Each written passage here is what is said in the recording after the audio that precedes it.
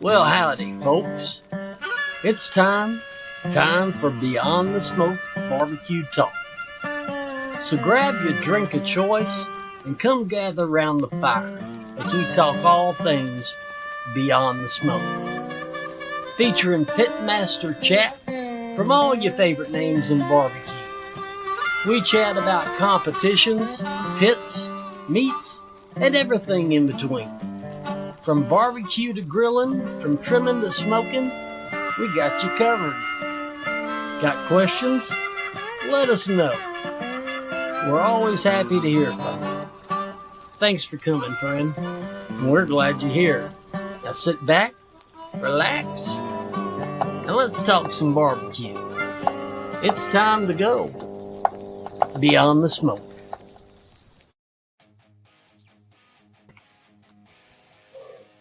What's up, my dudes? What's up, How you doing, bro? No Sam today.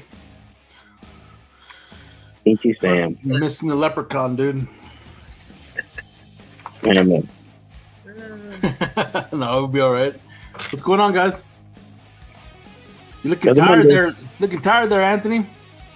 Nice long day, brother. Shit, another day in the field. Chilling now, man. I'm just relaxing right now. You ever go to the office or no? You're always in the field every fucking day. Always in the field, bro. They don't allow me in the office, bro. I like come dock your monitor and get your ass out there in the field, man. Oh man, how's the industry going? How do you see it out there right now? Y'all busy? I am, but I'm in midstream, so we're always pretty busy. You know what I mean? Yeah, yeah. But yeah, it's going pretty good, brother. Real good. Feeling blessed, you know. So that's good, man. Who is y'all's biggest customers? Probably, I don't know. It's hard to say. Oxy's a big customer of ours, and what do you call it? XTO? Yeah. But that's probably pretty much it. Those are the main ones, anyway. Yeah. No Conoco? Yeah, we do a lot of for Conoco, but not nearly as much we do for Oxy. Yeah, there's a lot of Conoco out there, dude. Lots of it. Oh yeah. Speaking of Conoco, Kyle, what do you think of that class so far? Oh, yeah. The first day, man. The first day was cool as shit, dude. You had me lost. Tell the people about that little class real quick. Yeah. So me and Serge are taking this. It's like a business 101 type of class. You go in there and they kind of walk you through setup of a business. What kind of business do you want to operate? I think they're helping Serge build a business plan, all that kind of shit. Go through the whole class. It's 6 weeks long, and then when you're done, they bring in people. If you want to try to get investors, you can try to get investors, or if you want to be able to learn how to talk to bankers or whatever, right? They teach you that kind of stuff. So it's kind of cool, man. It's provided for free, so I'm digging it. Anything I can learn, bro. I'm trying to get in there and learn it. Yeah, for sure, man. The business world is it's something else, dude. Trying to navigate this shit, it's just it's mind blowing, man. There's a lot of hoops to go through, a lot of red tape. You know, it's not just going out there and cooking a brisket. You know what I mean? If it was only that easy, you know what I'm saying? Yeah. But man, I got all this paperwork I'm doing. I got inspections. I got all kinds of shit. The business stuff, the money, the financial part of it, inventory. Still trying to learn more. I mean, it's just one thing after another. But one good thing to note is that the trailer is done. So I actually have my first appointment for inspection in the city of Midland on next Monday, dude. So Right on, bro. Fire what's marshal. that? Fire marshal and health. Fire marshal and health. So the city of Odessa, dude, they're tough. They're a tough cookie, man. They got more red tape through there. I called the city of Midland. They're like, yeah, just come in, just give me your name and all this information and license plate number, blah, blah, blah, license number. Okay, you have an appointment set. Come on by. I'm like, okay. I called the city of Odessa and it's like, I need this, I need this, I need this, I need this, I need this. And I'm like, fuck, dude. Well, how do I get low pressure testing certification on the trailer? Well, I don't know. So what do you mean, you're requiring it, but you don't know where to get it? And I was like, I don't know. Call fire marshal's office. Fire marshal, I don't know where to get that, but yet they're requiring it. So, what's up, Case? So it's something else, man, for sure. Damn, bro. That's for the propane system or what? Yeah, for the propane system. Yeah. So yeah, but so City of Midland didn't ask for anything. They just wanted me to go in and we'll see what happens. So just go pay my fee and be done with it. Odessa wants to check, see if you got shit streaks or whatever the fuck, man. Damn, bro. It's crazy as hell. Basically, everything has to be notarized. Yeah. And yeah, it's just a bunch of red tape, but we'll get there. I only got another year. So July of next to 2026 is only one permit for the state of Texas. So yeah, no shit. So that'd be good. Oh yeah, bro. Anyways, that's in my world, man. And this one, I told you earlier, got this in today. Ah, snap. Yeah. And there's some badass recipes in there. I was kind of glancing at it as we're when we're kind of bullshitting backstage. Man, there's some damn good recipes in there. Things that I've been wanting to learn how to make for a long time. Yeah. So, maybe I won't burn the beans, Anthony. Hey man, you getting personal and shit. We barely started, bro. I fucked that up. Anybody could fuck up that bean recipe, bro. Anybody can. There you go. There goes Chase. Propane supply company. They can do pressure testing for you. That's probably what I need to do, man. But I don't know. We'll figure it out. Will they certify it or what? I guess check for leaks, and I don't know what the hell they do. I don't know. I have no idea. I called the dude who built the trailer, and he's like, "Man, I didn't hear nothing. I haven't heard nothing about that. Nothing about inspections.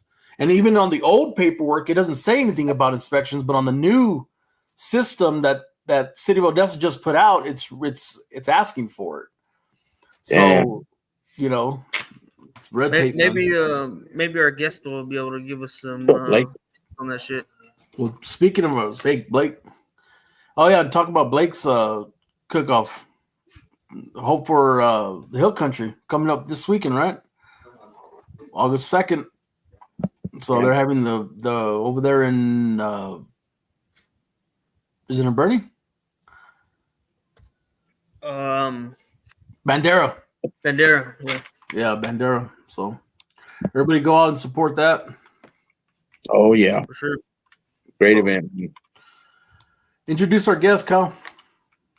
That's my boy Quintin, Zuks Bar-B-Que. I know you guys heard me talk about him before.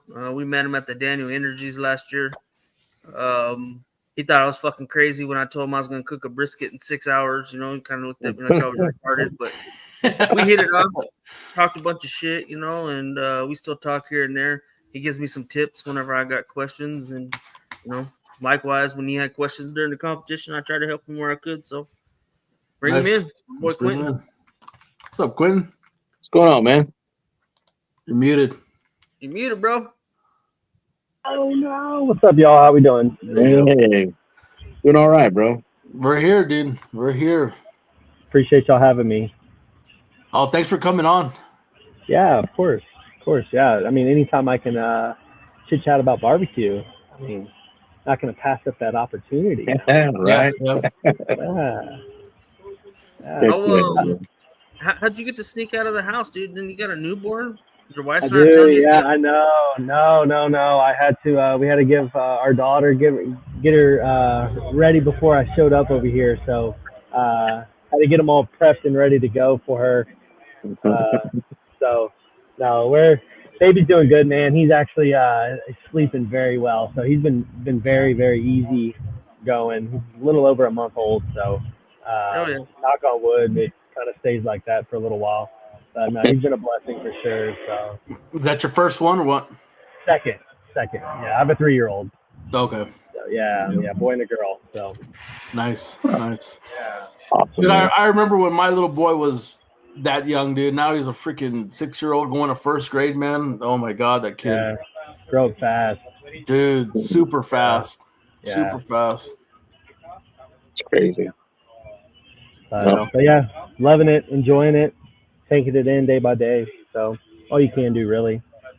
Yeah. Hell yeah. So how do you pronounce your last name, Quintin? Zukywich. Zukywich. Yeah, a lot of people have a hard time pronouncing it. A lot of people think it's Zuks Bar-B-Que, but it's Zuks Bar-B-Que. Nice. Yeah. I've been saying Zuks in my head for a week. Yeah, no, it's all right. I get that a lot, but I mean that's part of it. I gotta let people know, what it is, Yeah. how it's pronounced, etc. And so yeah, Zukywich. Yeah. Cool, man. Cool. Well, tell us a little about Zuks Bar-B-Que. Yeah. So fairly new. Last year, kind of got it up and going. Just kind of started doing stuff on the side when I had some free time. I finally got a pit and just started messing around with stuff. I started doing a bunch of shipping, kind of nationwide where I could ship. I was just shipping out, frozen meats to people that don't know what barbecue really is. Wow. Especially Seattle area, shipped a few to Illinois, Tennessee, the Carolinas. I mean, Carolinas, they have just a different type of barbecue, but I mean, still, it's different. They're not cooking on offset smokers like we are majority of the time. So just trying to get my name out there. Nice. And then this year kind of took off and started doing catering events. I did my first wedding event. And it was a hit. Everybody loved it. And so now I'm just kind of like slowly trying to move that along to, maybe one day have my own thing going and kind of work for myself and just, keep showing the love and passion I have for what I do into my food. Nice. Yeah. Right on, man. So, What's up, Carl? plus my wife gets, she gets free samples pretty much every week, so she loves that. Y'all aren't tired of that? Brisket, I am. We don't do pork ribs at Leroy and Lewis, Okay. so I've been like on a pork rib hike the last year and a half. Wife has been like a pork rib fanatic lately as well, and she's like, I don't know if these ribs are better than yours. You've done better before. So she's my best critic. So There you go. It's good. Brisket, I love cooking it. It's probably my favorite meat to cook, but I am extremely tired of it. I don't eat it a lot anymore. Actually, when I go to barbecue restaurants, I don't even get their brisket. I'll try other things, sausage, ribs, sides, kind of judge them off that now. I don't even judge off brisket anymore. It's just everybody does it. I mean, obviously I can kind of look at it. I've been doing it for a while now, so I can kind of look at a brisket to see if it's, overcooked or dried or, moist, or I could tell a good brisket from a bad brisket now. Right. So, but it's too much for me. If I do get it, I'll get the lean. I can't handle all that anymore. Mm-hmm. Just too rich. way too rich. I'm getting too old for all that, you know. Fucking 26 years old and shit. Kyle, what are you looking for whenever you go to a barbecue restaurant? What are you judging? Man, I think the food for sure, but man, atmosphere has a lot to do with it for me, right? Like, what was the name of that place out in Cloudcroft? Mad Jack's. You guys tried Mad Jack's before? Yep. Man, I like you that just atmosphere, dude. And it's sometimes it's a little bit salty, right? And I'm not a big salt fan, but you go in there, dude. The food is pretty good. The sides are amazing. The atmosphere is fun, right? He's throwing meat at you. He's talking to you. You know, it's great. You know, that's why we really like Leroy and Lewis. I think everybody knows my daughter doesn't eat meat, right? And there was Leroy Evan up there freaking cutting meat, and we tell him, hey, my daughter's not a fucking, you know, she doesn't eat meat. And so he goes and he finds her something special that doesn't have meat in it, you know, and just a great atmosphere, right? That's what I look for. But brisket, I'm with you, dude. Like, I feel like I eat fucking brisket all the time, especially when we're doing competitions. So I'm trying to try the sausage. Let me try the fucking turkey. You know what I mean? Like, everybody does a fucking brisket. Compared to, you know, growing up, I grew up on ham sandwiches. I don't eat those no more. I don't go nowhere near those anymore. So, but yeah, no, I'm with you on that, man. So, really, go ahead. No, you're good. Go ahead. No, I was gonna say, like for me, dude, and call it what you will. I mean, if it's weird or not, but I like to judge like by the barbecue sauce, and not so much like drowning it, but just the different flavors. You know what I mean? A brisket's a brisket, turkey breast, ribs are ribs, right? You know, but the sauce is always something different. You know what I'm saying? And I'm a sauce guy, and I'm always trying to tweak mine and you know, trying to get that balanced flavor, and you know.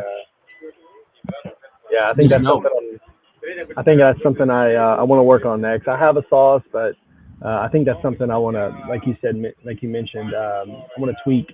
I want to do something new. You know, I don't want to just have it just like, you know, barbecue based sauce or tomato based sauce or, you know, whatever, you know, like Leroy's, they do, you know, the mustard sauce or the beet sauce, and it's just different, you know. So something I definitely want to kind of venture out of my comfort zone and try out. So I'm with you on that. That's the one thing I don't even try when I go to restaurants. Really?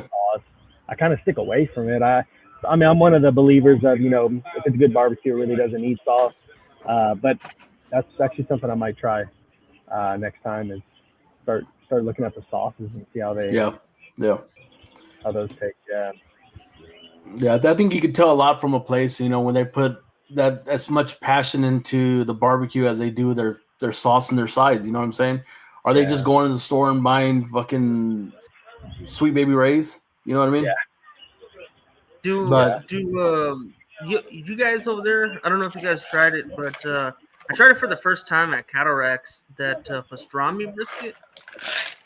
I had to load that shit up with barbecue sauce. That is, I mean, it was all right. It wasn't for me, right? It was the flavor in it just wasn't for me. Pastrami's a lot. It is, dude. I didn't care for it. I mean, is everybody else loved it. Is it a texture? Is it a texture thing, or is it a taste thing? I just didn't taste. I don't know. I didn't like the taste of it. Yeah. Interesting. Not my thing, bro. So how long you been with Leroy and Lewis, sir? I have a little over a year and a half now. We're almost going on 2 years. So we opened up in January of last year. Yeah, I started in December in 2023. So no, it's been great. Loving it, learning a lot.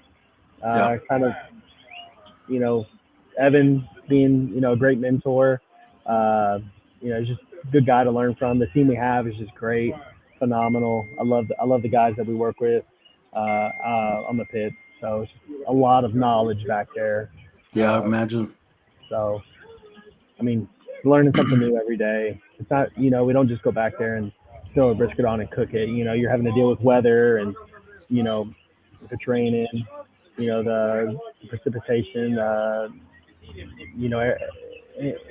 everything that goes along with like even just the oxygen in the air, we're having to deal with. So our pit is very, very sensitive with those things, and it's different, So kind of starting over there from where I was at Terry Black's and pretty much any of the other pits I ever worked on, it's just I basically started over, having to relearn. I knew the basics of how to, do a cook, and I knew how to manage a fire, but kind of understanding that barbecue pit is just way different.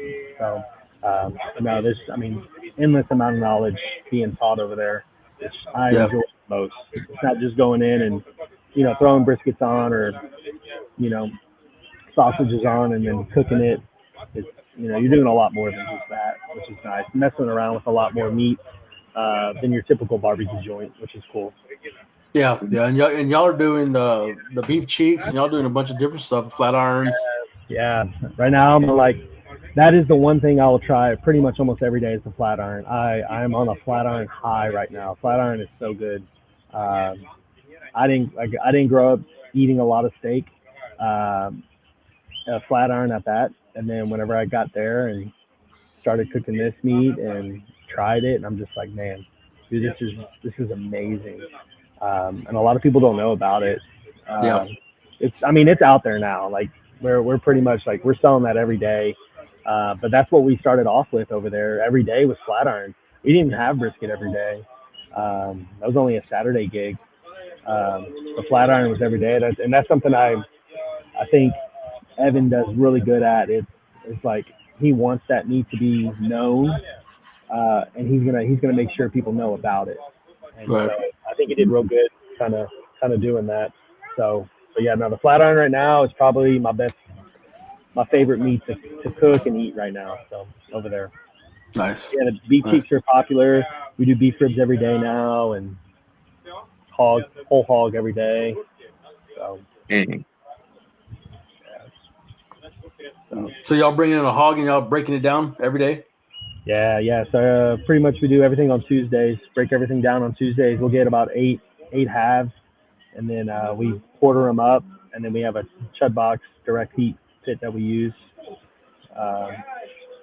Cook on there, ham, chop, the shoulder, middles, pretty much all of it, and then all the skin on it we'll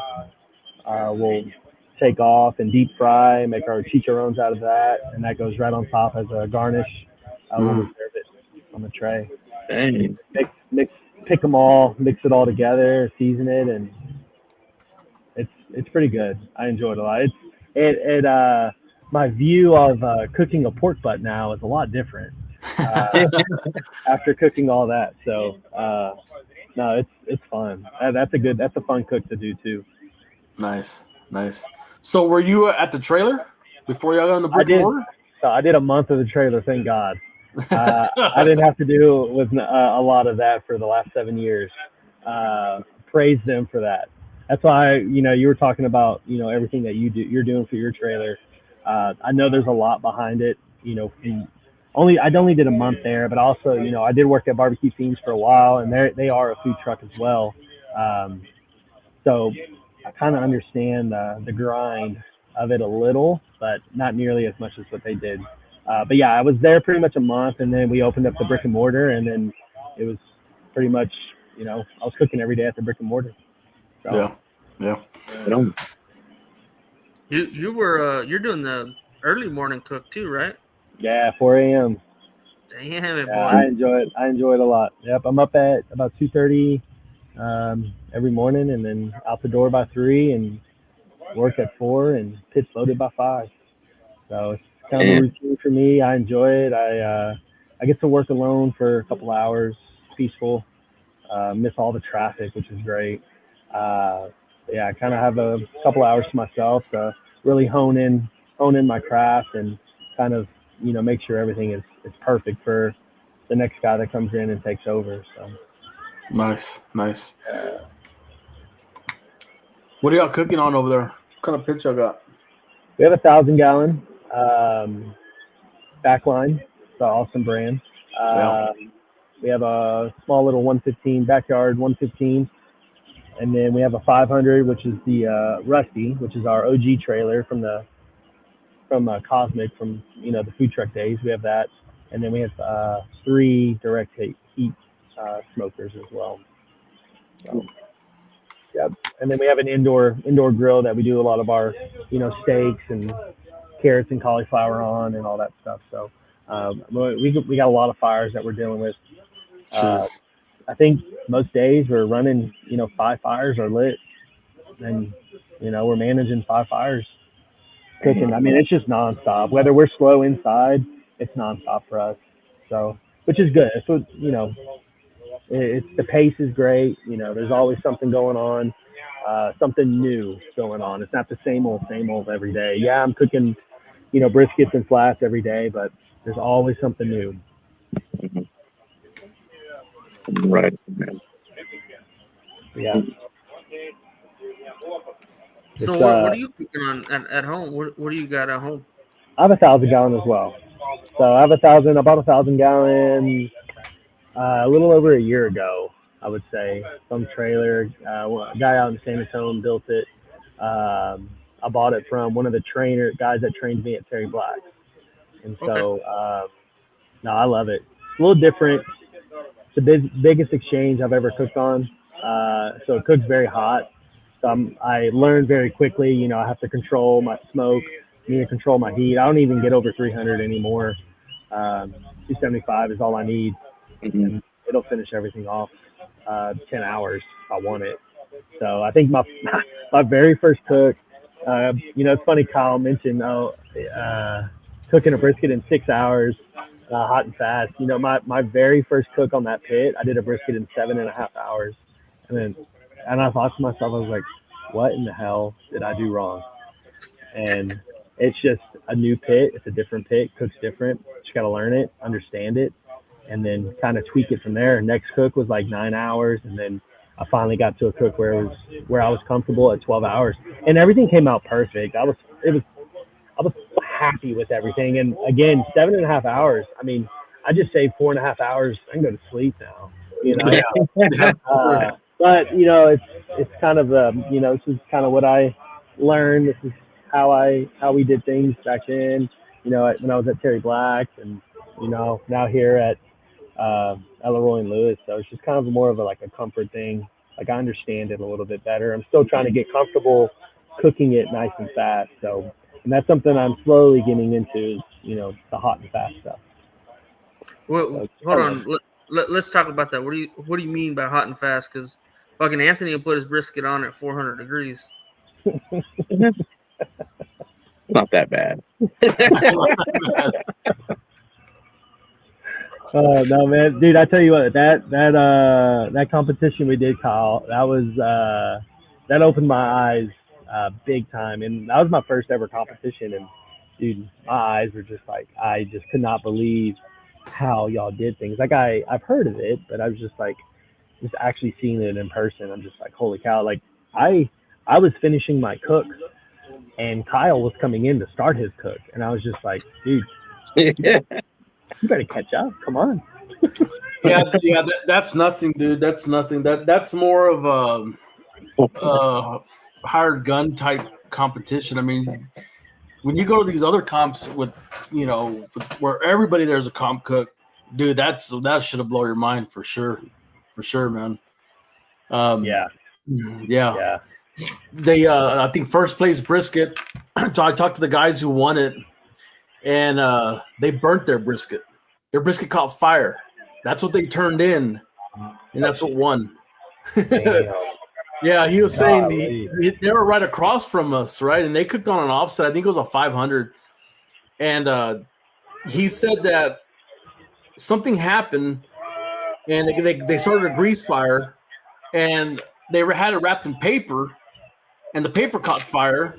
And they're over here trying to throw the brisket out of the paper because the damn thing's on fire. That's what they turned in, and that's what won a first place brisket out there. I guess they like that They like that char for sure, man, for sure. But I walked away with the third place rib over there at that show. There you go. Yeah, no, it's fine. I'm aiming for top 10 this year. in both categories. So I'm bringing some ammunition for you, Kyle. Coming for you. Oh shit! Who'd you cook for out there? Nomad. They're out of Dallas. Not the grill, but there's Nomad. They're a sand company.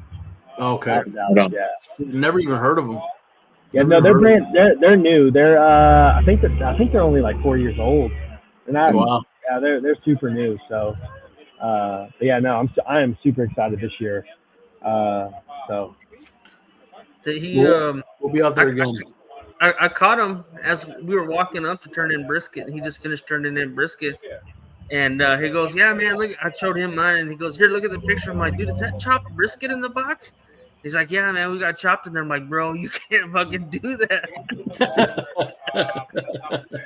Hey, they didn't even disqualify him either, right? No, I think I placed 54th out of 200. Yeah, 200. Yeah. Yeah. So I was pretty happy with it, and then ribs I did 27th. So that one I was really happy for.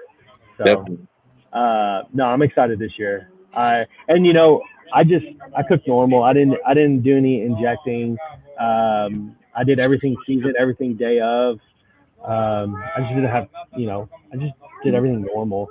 So no, now that I kind of know a little bit more about it, I'm gonna actually try and do the proper steps of a competition cook. So I'm stoked for it. Yeah, let Kyle lend them one of your drums, dude. Yeah, bring it on. Hey, I showed him my drums. Who was the other guy that was with you, your photographer? Oh, Jake. Yeah. I showed him the drums, right? And then I cooked pork butts on the drums and all that shit. And I got done, and I gave them some, and they tried it, and they're like, "God damn, that's pretty good." First question. The next question that came out of his mouth was, "Do you think it'll stay moist the whole time?" I'm like, "Fuck you, man." That's why he has to dump all his jus on it. He only has to be moist for an hour and a half, right? Yeah. That was actually my worry was keeping that lean from oxidizing. I was so nervous. I remember Kyle, he was telling me, he's like, you cut it and just let it sit in some tallow. Just let it sit in the tallow until you're ready to plate it. And I was freaking out. I was like, dude, this is gonna oxidize. I mean, that's the first thing it's gonna do. As soon as you start cutting into it and it's exposed to oxygen, it's gonna dry out. Turn brown. Lean is the worst at it. Yeah, for sure, for sure. So I think just leave them in the pan, let them soak in all that au jus for fucking, until it's the last minute of the last time to put it in the plate and go. Yeah.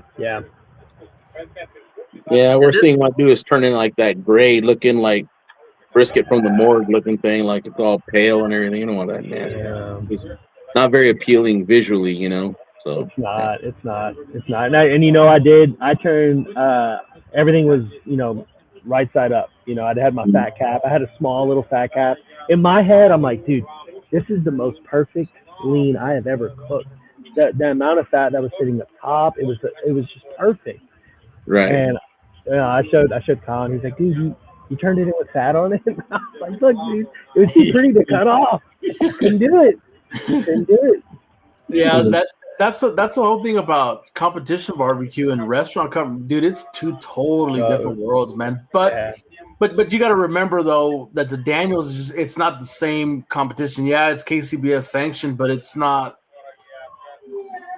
It's different. You know what I'm saying? Like a lot of those teams, a lot of those guys don't do competition. Some of them do, a lot of them did, but there's a lot of people who don't. And apparently first place brisket was guys who don't do competition barbecue, but yet, they're the ones who walk in a $50,000 check. So, what can you say? Nice. What can you say? Yeah. Man, I'll tell you what, dude, we got done doing all the turn-ins and shit, and I asked when I'm like, hey, man, when you guys gonna start fucking serving and shit, right? Like we were pacing, waiting for this motherfucker to start serving food. And we went and tried a couple other things, and they were okay. We came back. That motherfucker had some turkey. Holy shit, that was some of the best fucking turkey I'd ever had in my life, dude. And then about that time, I don't know, probably about 9 o'clock, 8 o'clock, we started getting a little buzzed, the motherfuckers brought me over some of these little hamburgers. Where were they? I don't know what they were. That was Oh, dude, those sliders, those were the best fucking burger sliders I've ever had in my fucking life, bro. Yes, I did a little like little mimic of like the L&L burger. So kind of basically what we do at Leroy and Lewis, you know, the L&L burger. It's world famous. It's a great burger. Like it's so good. Kind of did a little mimic of that on some sliders. So yeah, no. Nice. Bro, it was good, dude. I was giving everybody bites. I'm like, hey man, you gotta fucking try this. You gotta try it. I went back over there. I'm like, hey man, can I get another one? You know, that shit was fucking good. So how much did you cook over? So you're cooking for the public and everybody. You just threw everything on the pit, huh? Yeah. The guy, he was like, hey, look, I need somebody to come cook for the public, like 200, 300 people. I said, yeah, no problem. And then I got, asked if I wanted to enter in anything. And then at that point I was like, oh, hell yeah, dude. Like, might as well. I mean, I'm cooking it. I might as well enter in something, just see. But yeah, no, I was pretty much there. My main focus was the public. So did about 20 briskets, I think 24 racks of ribs, and then 8 turkeys. Man, it was a lot. Yeah, it was a lot. It was fun though. I mean, that's stuff like that I enjoy. When you come back this year, remember what I told you. You need to come or order one. You need to get you a Wagyu beef brisket out of Midland here and try that motherfucker out, dude, and take it with you, bro. We are going Wagyu this year, so I'll get his info or their info from you after this. Yeah, you just gotta order early, dude, because at that time, I don't even know that they don't have them, so everybody's ordering Midlands for that event. So what makes it so special? Man, the fucking marblings. Yeah, I mean Wagyu, I get it, but like that is it just that specific brand that he does, or? Man, that's if I can get my hands on a Midland, a nice thick Midland every time. That's what I'm gonna run. I don't know if you've ate a lot of Wagyu before, but Wagyu can get a little greasy and kind of a weird flavor to it. They don't get greasy like that, man, but they taste like fucking just straight good beef, right? It tastes like Angus or you know what I mean? Like it's just really good beef, but it can take heat, man, and it's so much fucking marbling in it. It's so fucking moist. Absolutely, just like Kyle said, and it's also so forgiving. You know what I mean? I mean, it's hard to fuck one up. Like literally. You'd have to try. Yeah. Yeah. It's like No, I'm excited. I'm excited about that. So I think that's gonna be like. I've never even cooked a Wagyu brisket before. I've done like Wagyu tri-tips. We do Wagyu tri-tips at work, but I've never done a brisket before. So I'm excited about it. Just trying to see if I have a picture of one. Let me see. This comes up. I think this is a Midland. Yeah, that's a Midland. Oh, nice. Yeah. I love to see it. So, Yeah. They're not very big, but man, they are a solid brisket. They explode, so they balloon up. They might not look much in the package, but once it's cooked, it's a damn good product for sure. Yeah, if you cook Akakushi, you're cooking Wagyu. Well, we are cooking Akakushi, so I guess yes, that is. It's a little different. The black Wagyu will be a little bit different than the Akakushi. Yeah. But they're still good. It's we do Akakushi briskets, and then Akakushi flats. So did the pit run different over here in Midland? Yeah. So another fun fact: that was my first time cooking out of like a wooded area. At the time I had my pit at my parents' place and covered by trees, get no wind, no sun, none of that stuff. So I had it made and bring it out to Midland. Probably the windiest place I've ever cooked. It was cold as balls out there, and I'm like, all right, starting back from square one. I'm, relearning this pit. Let's do it. So now, at that point, that's when, I'm going by feel. I'm going by looks at certain times and my temps. I'm not even really focusing on the temp as much as I normally would, but going off of like what my brisket should look like at this time and what it should look like at this time, and then what it should be temping around this time. And that's kind of what really helped me get through that cook that day. But yeah, that was different. It was windy. It started raining. It was cold. I had no protection at all. So shit, I don't remember any of that. I was in the trailer. I don't remember. I don't remember raining. I don't remember nothing. Guess it was November. Did you run a water pan? Yep. Oh yeah, I'll always run a water pan. So okay.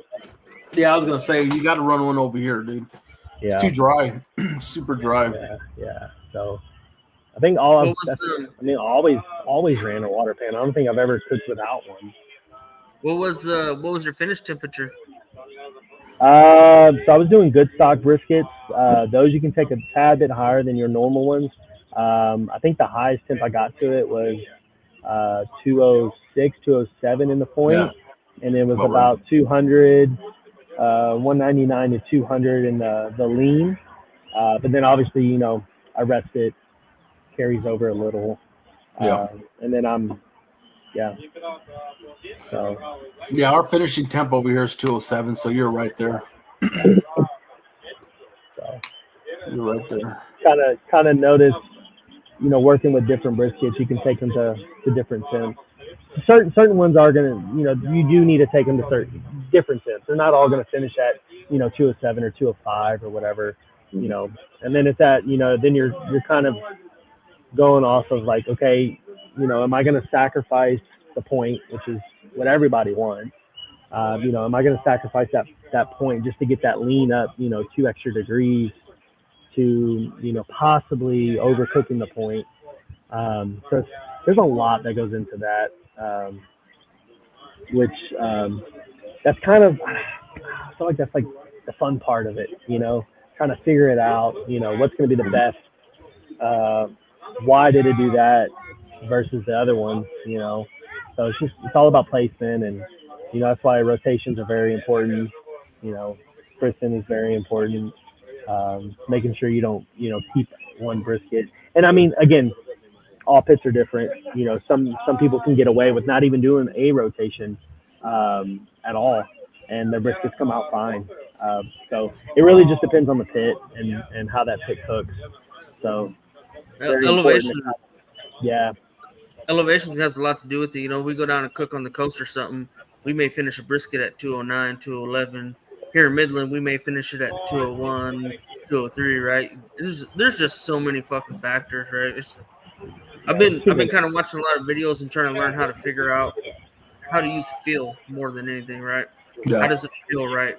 Like I can tell with the temperature probe, I can tell, but I want to be able to just grab it in a fucking piece of paper, right, and know when it's done.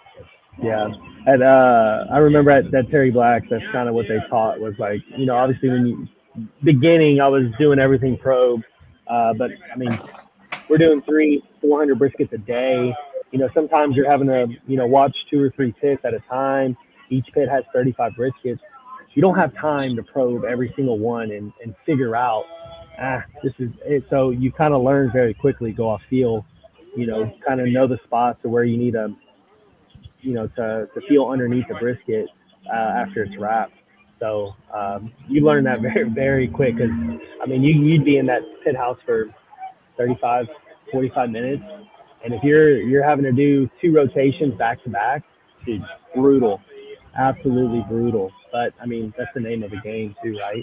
So, what are you feeling for? What is it feeling like? Like a sponge? Like what? Yeah. What would you compare to? I would say, I mean, the bottoms. Obviously we're filling the top. We wrapped in paper over there, so it's kind of hard to really justify, feeling on the top unless you actually took it out of the paper, but kind of picking it up, and you can kind of see, that sag almost of the brisket. And then, feeling with your fingertips, I can pretty much feel the point from my pinky and the lean with my index finger, so I can kind of feel the whole brisket from top to bottom, if it's done or not.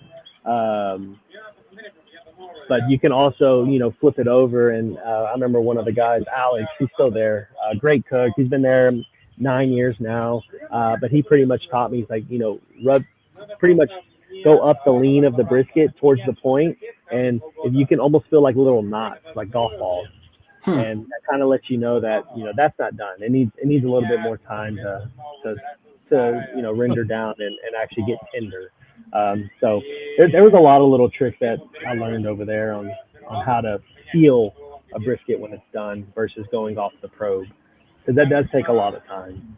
Yeah. So, but again, you're doing, 300-400 briskets over there, so time is not on your side. Right. You got to get those done, because then you got to get the next meat on, because they were, a 24-hour service pit crew out there. So, is when one meat came off, another protein went on. Yeah, I have trouble cooking with paper, man. I don't have the patience for that. I mean, I have the patience to cook a brisket, but once it goes in the paper and it's not moving, I just dang, dude. It's just like watching paint dry. Yeah, I think the last one I did, it actually came out really good, and I had never done it before, but I got impatient with it. I was wrapped in paper, it just wasn't moving at all. So I just wrapped it. It was still in paper. I just said, "Fuck it." I threw it in foil. Wrapped that foil. I threw that bitch back in there. Man, it took off or whatever, and with the paper and the foil, and then I was like, it came out a damn good brisket though. Yeah, so. Man, I haven't cooked with paper in pretty much about almost 2 years now. So the foil boat, I love it. It's hard to beat. It's hard to beat. I've really kind of like, obviously. The soft bark, was kind of what I grew up on. But after coming here and I just love that crunchy bark.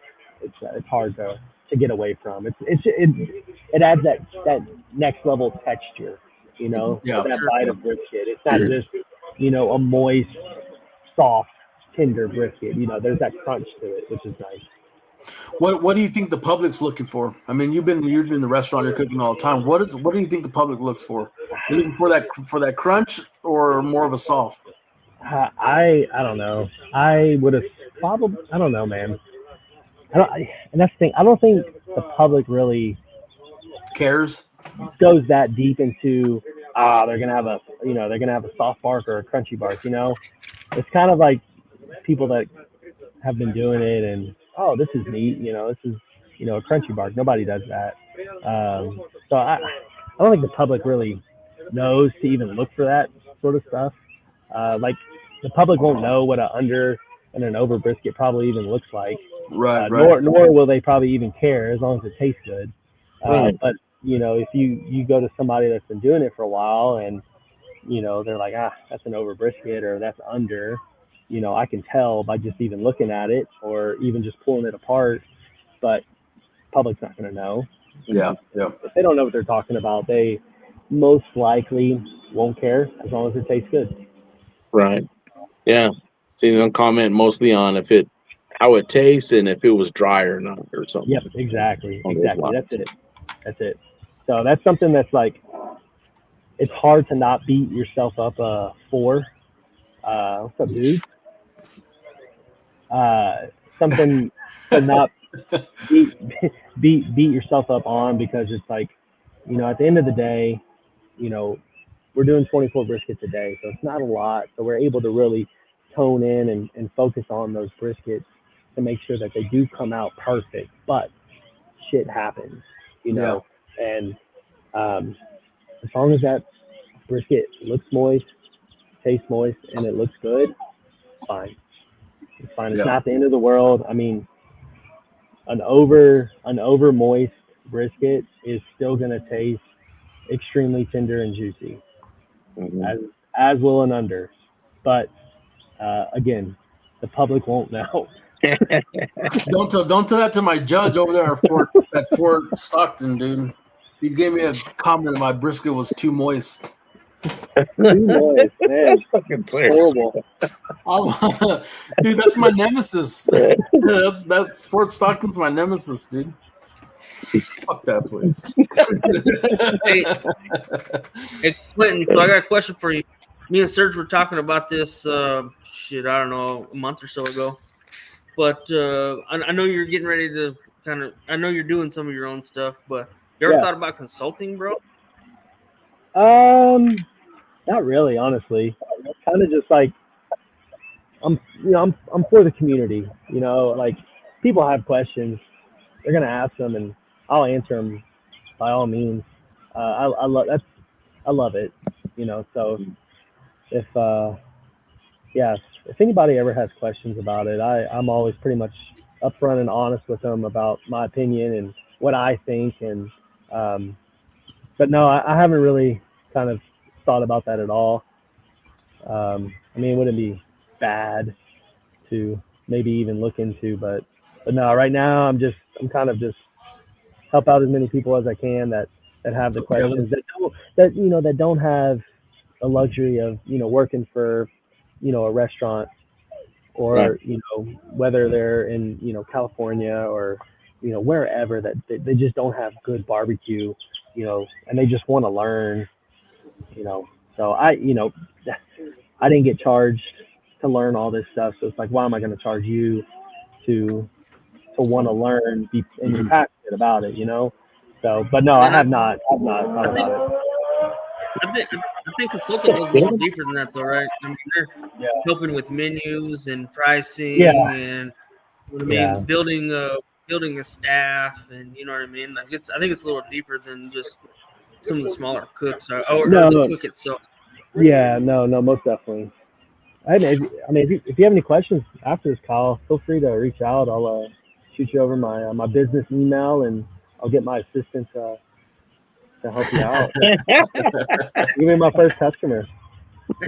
So going back to the whole Daniels thing, when you left, I know it was kind of felt like a whirlwind, right? Like you just like a dream for the past 72 hours or whatever it was. But did you?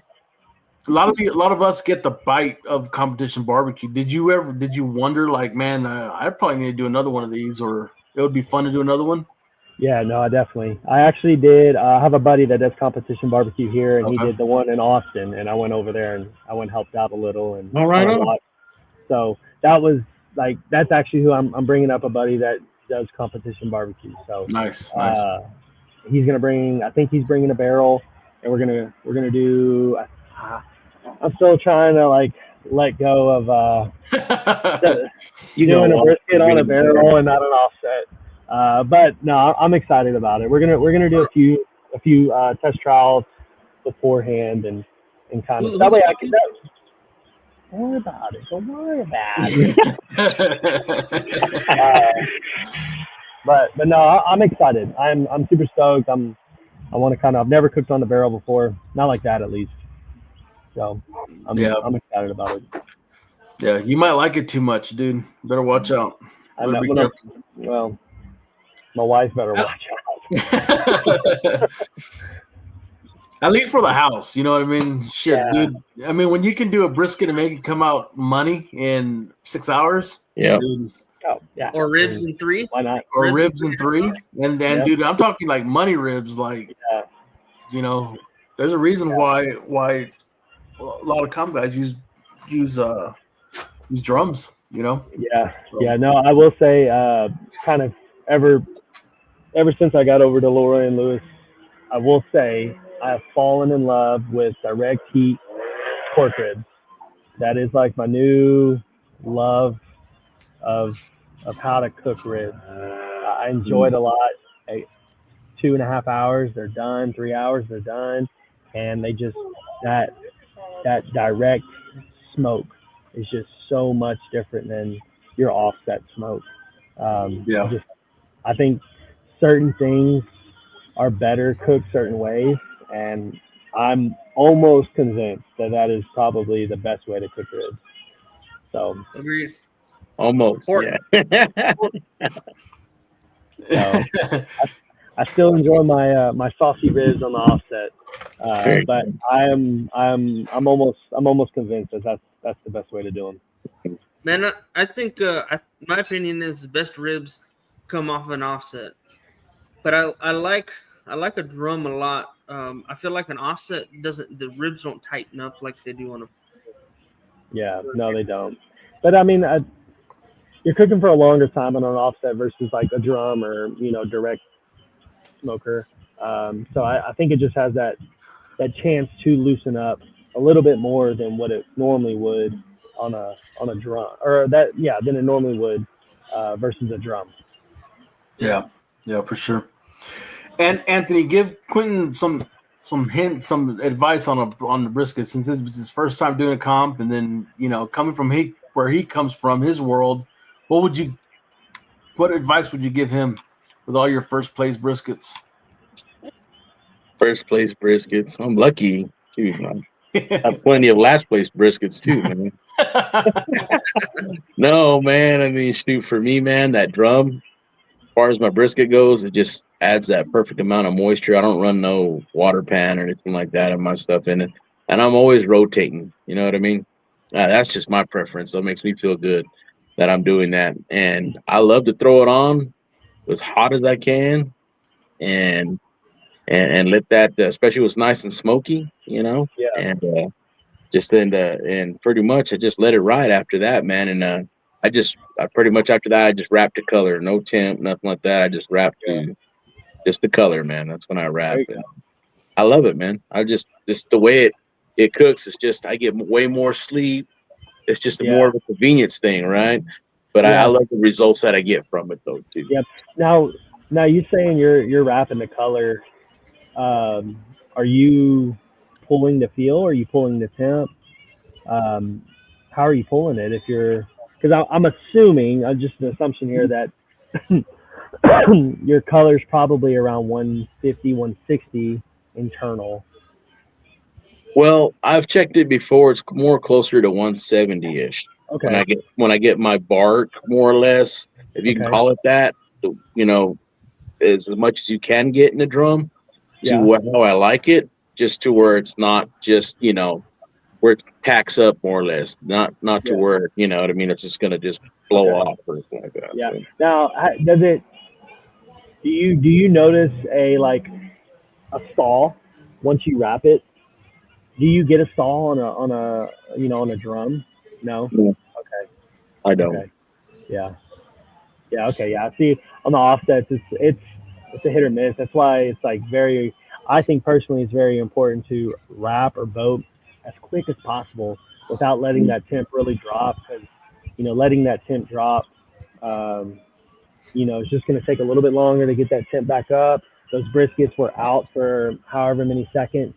That has a lot of play in that stall personally. But I've had a brisket stall for an hour and a half before, and it's very rare. It hasn't happened in a long time, but I have had one wrapped it at 180, 185, and 2 hours later I checked it and it was still 185, and I'm just like, dude, come on, let's go. But it's struggling. I was just curious if those drums get no, it has happened to me plenty of times on my offset. I have a reverse flow offset, and that's happened to me quite a few times. But I usually like to rock that thing, 275 when it's wrapped, and just kind of just nice and take my time, man. But on the drum though, man, just so compact, and all that moisture and that direct heat, it's just it's basically just braising that bad boy, after it's wrapped. So how often are you having to check those fires on there or feed them? Shit.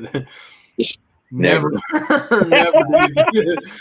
So on mine, I said that I turned it on for my brisket cook at 8:00 that morning, and once it hit 300, dude, it stayed there for the whole day until after turn-ins. It was still at 300. Was that about 8 pounds of charcoal in there? Shit, no, dude. I have a real little charcoal basket. I can't get my temperature so high in my drum because my baskets are little. You know what I mean? I can only put so much in there. So that's why the temperature always stays, where I want it to. I mean, I can't get it to, I can't get it to SAM temperatures at 700 degrees. Yeah. The hell, sir? You got like a little Fisher Price basket in there? Like, is it an Oklahoma Joe Bronco basket? Basically. So what it is, it's my father-in-law had a shitload of 2.5 gallon metal drums from the oil field, right? And there was nothing in them. I mean, I think they used desiccant in them or whatever. But at the warehouse, we have freaking hundreds of those damn things. So I made fire baskets out of those, and it's only about this big, dude. It's real little. It's real little. Only fits. It kind of reminds me of the green egg, how it holds temp very well. Yeah. Damn. Yeah, but I mean, everybody was amazed by their people, and I hadn't seen them before, and had a bunch of people coming by looking at it and asked me what it was, and shit, bro. I rolled up to the Daniels and I went to start unloading. I got the trailer unloaded and I started unloading fucking drums and shit out of the back of the truck. And I seen Quintin. That's when I first met him and the photographer. I'm like, hey, bro, can you come over here and give me a hand unloading this shit? And he came over and they unloaded it. And they're like, what the fuck is this? Trash cans. Yeah. Remove my trash cans. I'm like, no, folks, man. Where are you gonna cook on this thing, man? Come on, hot dog. Come on. Yeah, that's what they told me when I rolled up with my little freaking drums. They told me, like in Texas, it was in Cyprus. They told me, "Goes, yeah, you ain't gonna win no brisket on that trash can, boy. You ain't gonna do nothing on them trash cans." I won first place brisket, and the guy who said it to me was handing me my first place trophy. I was like, yeah. No, man. Like I said, different world out there, and it's just for sure, it's amazing. I mean, I think I counted, excluding mine, I think I counted 3 offset smokers there. Yeah, and I was just blown away by how everybody did stuff. I mean, even we walked around and they had like a wild game and fan favorite, and we tried a lot of their stuff, and it was just like, this is insane. But that just goes to show you that just because it's it's not on the offset doesn't mean it's not good. Right. There's other ways to cook stuff, which is the fun of it. You have multiple machines that you can cook a certain meat on that will turn out different every single time, which is awesome. Yeah, I think I told Kyle about this, but just so you can know, since you're going to cook it next year, our CFO told me that she was in the judging room for everything.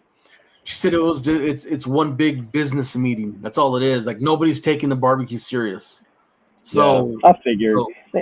I don't know if it's always this many judges, but I swear I walked in there and there was over 100 judges in there, and I was just like, how?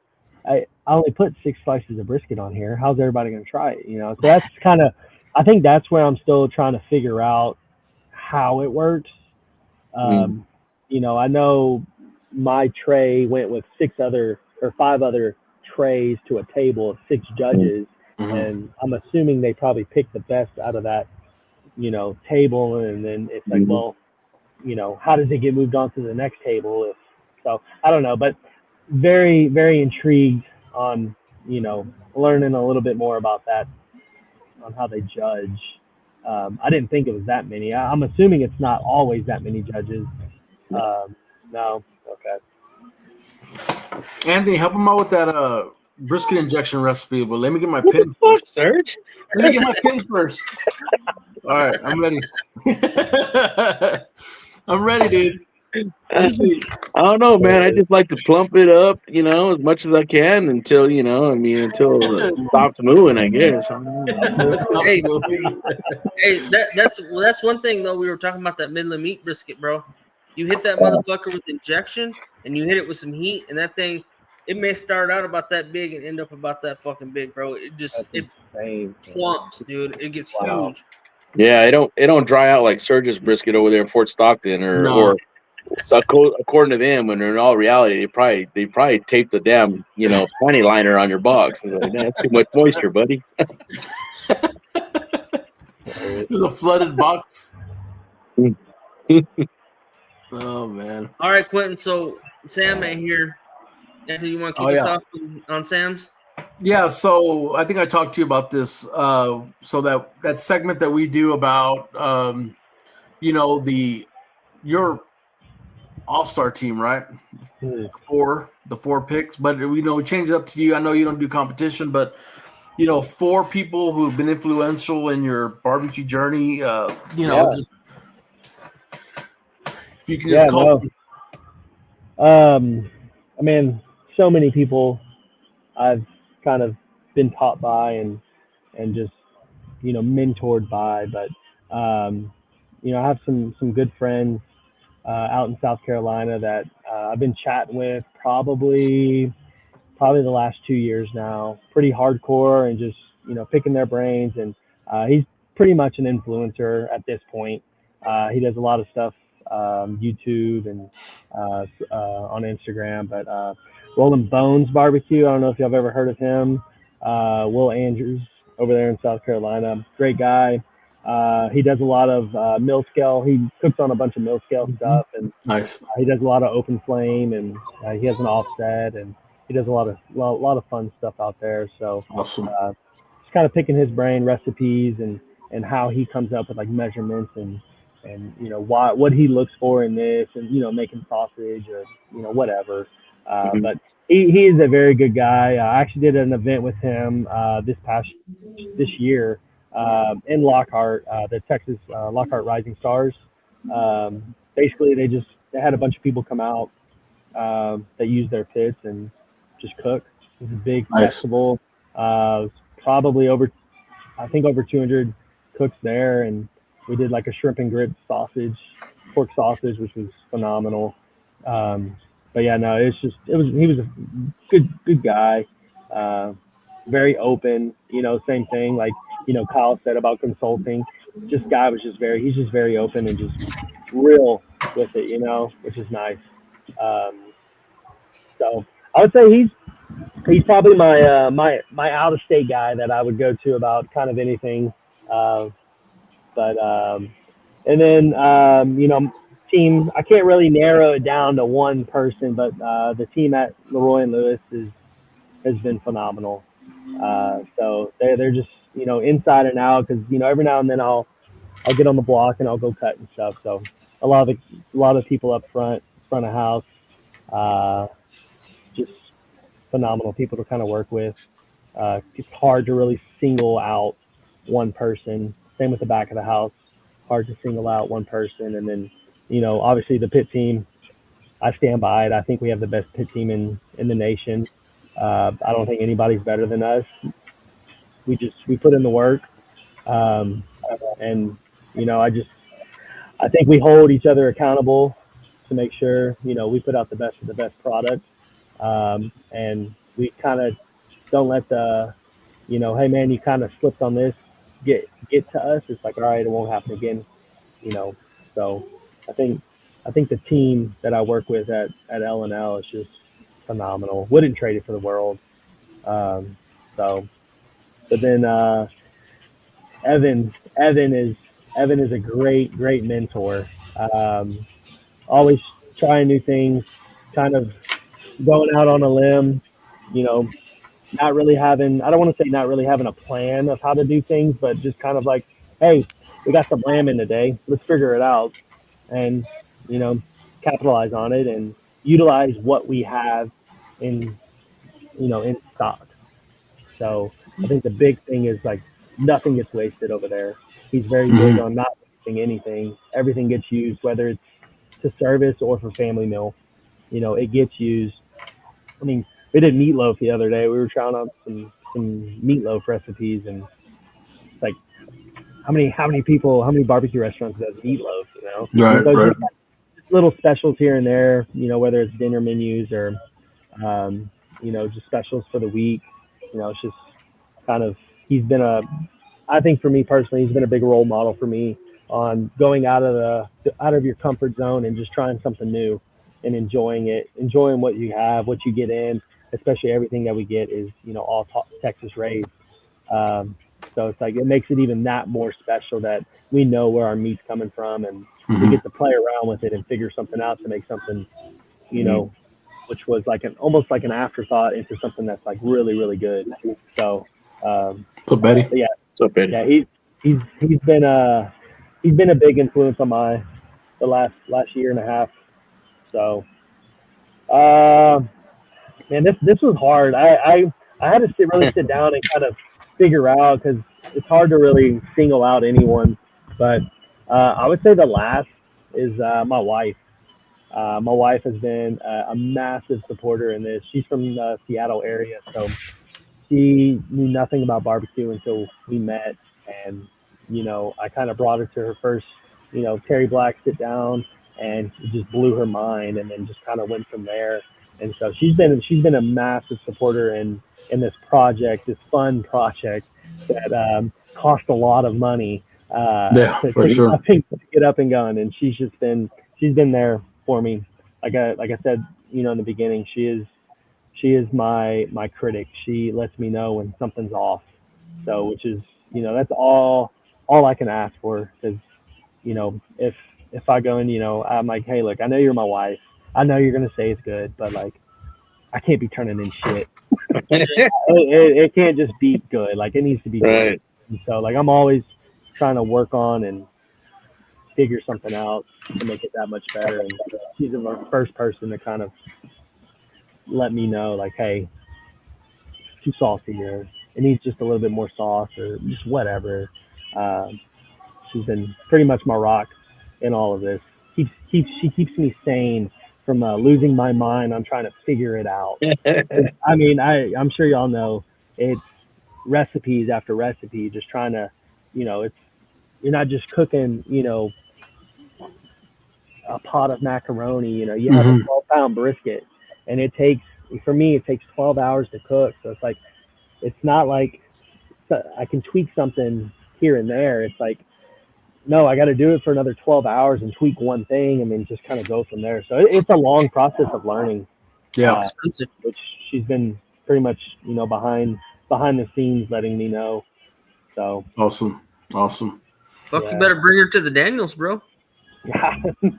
Well, it's kind of hard with 2 kids now. So. But yeah. No, I'm like very thankful for everyone that has kind of helped me out in my journey the last 4 years. I'm very blessed to have the support team that I have with L&L, and kind of allowing me to still venture out and do my own thing with Zuks Bar-B-Que. And awesome. It's been great. I've really enjoyed it, and there's still so much to learn.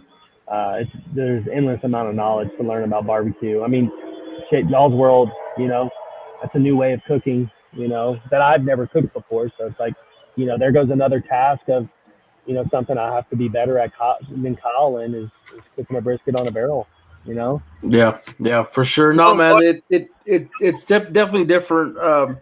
I had to learn the reverse way to do it, because I kind of started in I dove head first in the competition world, and from trimming to seasoning to everything, and going into the trailer, I'm not going to be doing that. So I kind of had to slow my mind down and kind of backtrack everything. Yeah. So it's two totally different worlds, man. It's two totally different worlds. No, it really is. And like you said, you have to slow down. You can't be going 110 miles an hour every time, because you're just going to drain yourself. But it's something that you have to just take a step back, look at the bigger picture. All right, what's my goal? What am I trying to accomplish here? And then go from there. And then step by step, it's pretty much like I don't want to say a walk in the park, but you're going to get through it. But it's done when it's done. Exactly. The brisket has a mind of its own. When it's ready, it is ready. There's no time frame. Sure. For sure, man. All we can do is manage whenever we're going to put it on, and it's going to do what it's going to do. Exactly. So.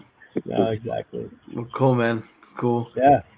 Last question for you. What is it like working on Texas Monthly number 2 in that spot? It's unreal. I mean, getting the Michelin star was one thing, that's still kind of insane to even think about a barbecue restaurant having a Michelin star. It just blows my mind still to this day. It's been almost a year now, but being number 2 on this list is like a dream, Yeah. I wasn't here. This is my first time being part of a list, being part of, you know, an announcement. Because last time was in 2021, and I had came after the list. Obviously, you know, Terry Blacks, they got into the top 50, but I wasn't there, you know. So it's like, but here this time I was here for it. I was, you know, I put in the work. I helped put in the work, and you know, kind of being named that is just, I mean, can't be more thankful to be where I'm at with the team that I have at L&L. It's just, I mean, yeah, I wouldn't trade. Like I said, I wouldn't trade it for the world. It's awesome. Yeah. Well, Leroy Lewis was popular before. I mean, before the list came out, of course. But did you see a big difference after the list came out? People showing up. It's very slowly. Yes, it was. Once the list came out, it was like pretty much same thing. I mean, we're already maxed out on everything. So it's just like, all right, what can we do to kind of help, you know, with running out of brisket? When we run out of brisket, what do we do next? You know, we have tri-tip. All right, well, what happens if we run out of tri-tip? Like, what are we going to do? So it's like coming up, you know, strategizing on, you know, the next dinner menu, or, you know, the next special, or what are we going to add to the Anytime Eats menu to kind of get those people that want to come in to eat at Leroy and Lewis, maybe not want to wait in line for barbecue and go straight to the bar and get an Anytime Eats menu item. Like, what can we do to keep people like engaged in the barbecue world? Because I mean, everybody hates that they have to wait 2 hours in line. So it's like, okay, we have the Anytime Eats menu. Go there, figure out what you want. There's some good stuff on there, and it's like, okay, what can we add onto that next to make it that much better? So we're always thinking of something to serve the public, you know, give the public what they want when we don't have brisket. Because I tell you what, that's the first thing that they say when they come. What do you mean you don't have brisket? It's like, you're a barbecue restaurant. We're limited on space. Yeah. we only can do so much. Okay, give us a break. We're trying here. But I mean, that's where like the tri-tip does come in play. It's like, dude, you're not going to be disappointed. Just eat it. It's good. You know, or the burger. Well, we always have the burger available. The burger is phenomenal. You're not going to be disappointed. Like, but it's people. I feel like in people's heads, they're stuck in, you know, one mode of like, you know, pork ribs, brisket, sausage, turkey, macaroni and cheese, green beans, potato salad. Like, that's barbecue in most people's minds, and it's like there's so much more to it. So much more to it than just those, you know, 7 items on a list. You know, so much more to it. Man, if you want to just get those 7 fucking items, you can go to fucking HEB, you can go to fucking Dickies, you can get that shit anywhere else, right? Like, why are you going to stand in line for an hour and a half to get fucking the same thing you can get everywhere else? Exactly. So it's just like we have unique sides where we're at. You know, the meat options are unique. I mean, shit, we got smoked cauliflower and carrots. Like, you're not going to get that anywhere else. You know, and it's freaking good. So yeah, know. And it brings in another aspect for customers too. You know what I mean? Yeah, exactly. People that can't eat meat, or, you know, it's like, no, we have cauliflower, we have carrots. Yeah. Yeah. But no, it's been good. It's been good since the list came out. It's been busy as always, and it's just going to get busier. We have the Star. They're making their rounds again for year number 2 in Texas. So we're hoping to keep it and do a second year with it. So that'd be awesome. Nice. Sure. Well, cool, man. Anything else you want to bring up as far as Leroy and Lewis? Anything new coming up, or y'all just gonna just keep rolling? Just keep rolling, man. We have some. I mentioned the Anytime Eats menu. I'm hoping to get my brisket boudin balls on there. Nice. So I've been working on that for like the last month. Just like have nonstop a brisket boudin link. It's like the hot thing in Texas is brisket boudin.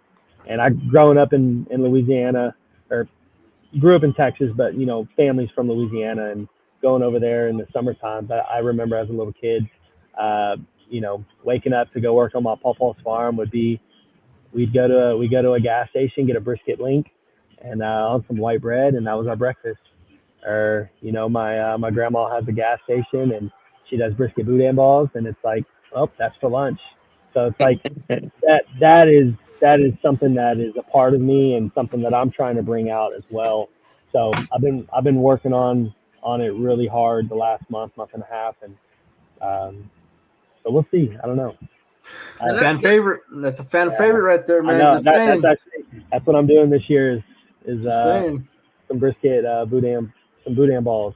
Hell yeah. So, Hell yeah. Bro, that's what I'm talking about. Like, when I go to a barbecue restaurant, I want to go to a place that it's got a good atmosphere, right? That feels like you're going to a barbecue, right? Like, I'm not just going to a restaurant that fucking wraps goddamn asparagus and something pretty, right, and throws it in my fucking plate. Like, I'm going somewhere that I enjoy. I want to be there, right? The atmosphere is fun. There's alcohol, right? Like, you know what I mean? Like, that's what I'm saying. Like, I can go to HEB and get fucking barbecue, right? And their barbecue isn't half bad sometimes, right? But just the atmospheres, to me, it's where it's at, man. Like you said, dude, going to eat the same shit that you ate with your grandpa as a fucking kid, right? To me, that's barbecue, man. Yeah. It's not because it was cooked on a fucking pit that it's barbecue. It's to me, it's the atmosphere, man. Yeah. No, I 100% agree. No, I agree with you. Well, cool, man. Well, anybody you want to thank besides your wife? All the followers out there, all the people that chimed in and came to come watch this video. I appreciate all this love and support. Thank you all for having me. This was awesome. This was fun. Stuff I live for. So, thank y'all so much. No, man. Yeah, for appreciate sure, you man. coming on, bro. Thank you. Yeah, no, thank y'all. Yeah, we appreciate you coming on, and good luck with your endeavors. Absolutely. Yeah, no, I appreciate it. Same with y'all. Yeah, and Serge, have fun with that trailer, man. Good luck.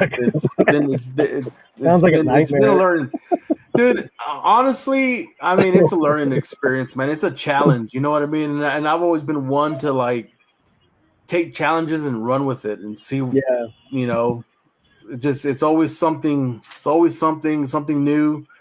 Same thing when it was with competition barbecue and going up against all these hard hitters. You know what I mean? It's something new and I wish I could do more of it, but really can't do it right now. But I had the trailer, so I got to do something with it. So that's what I decided to do. And man, I'm learning for sure. The whole business part, everything I'm doing by myself. So from the screws in the floor to, going to the banks and dealing with, vendors and trying to figure all that shit out and dealing with the city. It's a whole other ball game. You know what I mean? Yeah. So I can only imagine. Send me, when we get done with this, I want to pick y'all's brain on that business class y'all were talking about. Cool, man. Yeah, for sure. Oh, yeah. Well, cool, Quintin. We appreciate you coming on, man. We're gonna close out the show, and if you want to hang out, and we'll catch up with you here in a little bit. Thanks again. Right. Thanks, guys. Thanks, man. Appreciate it. What y'all think? Anthony? Pretty cool dude, man. Yeah, real cool, man. I like how he puts things. You know what I mean? And I like how open he is to. And I like that idea he's got about with the boudin balls and stuff like that. That's pretty cool, man. Yeah, that's just talking about the whole thing with just two totally different worlds, right? You're a comp guy, you know what I mean, and then Quintin, he's a restaurant guy, and then you're just like two totally different things. But what is it? What I always say, dude, it's just barbecue, right? Just barbecue. Exactly. It's pretty damn cool. I was waiting for you to give him that fucking injection recipe. You didn't fucking give him. Bro. What the hell you gonna do? I'm waiting for you to get that sign up on your trailer and shit. Home of the two moist brisket. Home of the two moist brisket. There you go. Hell yeah, I need to do that. God damn. For sure, man. Cool. What do we got next week, Kyle? I don't even know. Kyle, we got so we got I'm just gonna say a surprise guest on the backside, but on the front side, we got Jen. She'll be coming on talking about the Danny Dietz next week. Yeah, it's coming up. I look forward to that. That's on the front side, and then we'll have a surprise guest that comes in on the back to finish up. She's gonna come in and tell us a little bit about the Danny Dietz, and whatnot and what's going on there. I mean, that's a big ass payday. I'm excited to cook that again this year. So that was a good time. You coming, Anthony, right? Anthony's gonna be there. Yeah, I think so. Is that the one in? Don't tell that to Sam. Oh yeah, that's the Jellystone, right? Yeah, bro. I already paid. I gave my money already, man. I hope I'm going. You're gonna make Sam panic there, dude. You almost made him have a heart attack. Oh no, bro! It was coming up with some badass names. My wife was over here all just shooting the shit. We're laying in bed. She's all like, what sounds good? I was all like, what? Like, she's all like, for the name. I was like, what? She's all, two sauce nanas. I'm like, what? I